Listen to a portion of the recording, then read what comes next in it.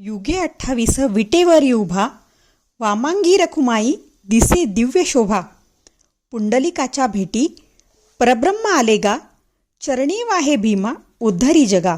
भक्त विठ्ठलासोबत पुंडलिकाचा जय जयकार करताना पुंडलिक वरदा हरी विठ्ठल श्री ज्ञानदेव तुकाराम असे म्हणत महाराष्ट्राच्या कानाकोपऱ्यातून नव्हे तर देशाच्या कानाकोपऱ्यातून प्रचंड जनसमुदाय आषाढी एकादशीला पंढरपूरच्या वारीला जातात.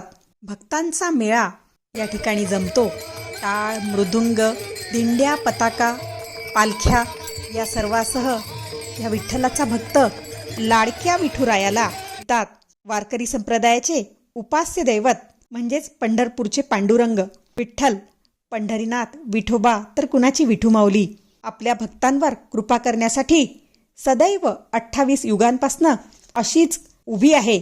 आणि प्राचीन काळापासून आजपर्यंत वारकरी संप्रदायाची ही वारीची परंपरा अजूनही त्याच पद्धतीने चालू आहे.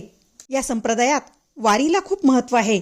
जसे सागराचा उगम कुठून झाला हे सांगता येत नाही, तसेच वारीचा उगम कुठून झाला हेही कळत नाही.